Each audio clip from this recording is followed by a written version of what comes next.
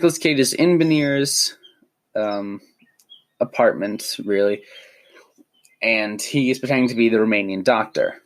He knocks out a officer of Benir's by saying, "Hey, there's something in this toilet clogging it." He knocks him out real quick, and then it's just him and Benir. And Nicolas Cage reveals to him that he is the CIA man. He is here to kill Benir. They talk a little bit about some of why Benir did what he did, talk about why he hated America. And Nicolas Cage says, "You know what? I'm not going to kill you."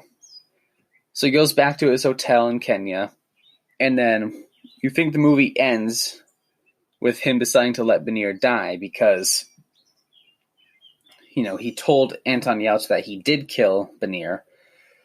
But when he gets there, two of Benir's men are shooting at him. They are shooting a bunch of people in the hotel area.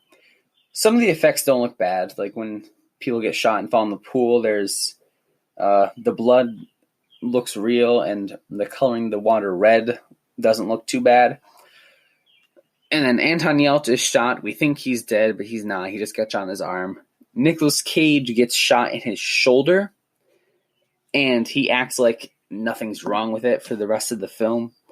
Nicolas Cage, of course, like 2 bullets, and he kills both of the guys. And because he's an expert marksman, despite having an injured arm and dementia. And then he drives back to Benir's, which seems...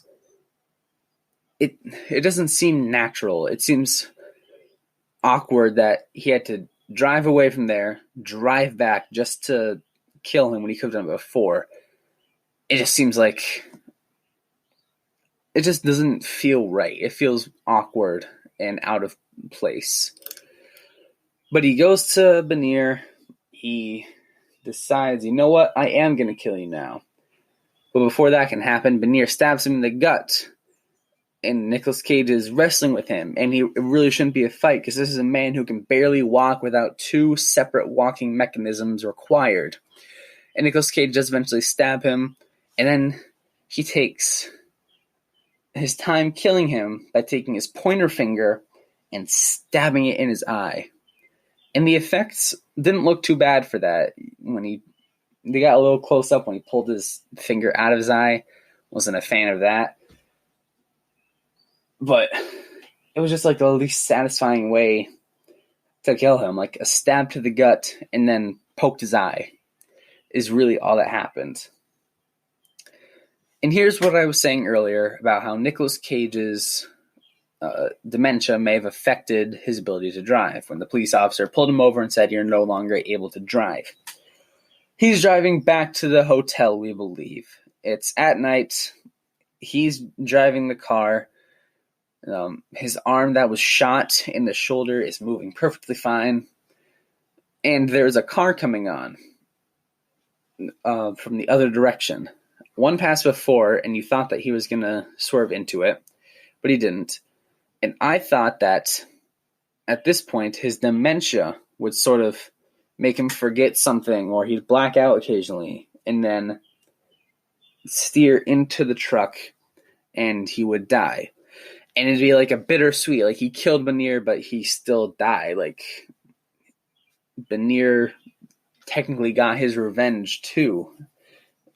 But it doesn't. He decides to purposely steer into the car. And he doesn't seem to have the proper motivation for doing that. Because in the past we've seen that he has a lady friend that he likes and that he could go spend the rest of his days with her while he, slowly dies from dementia.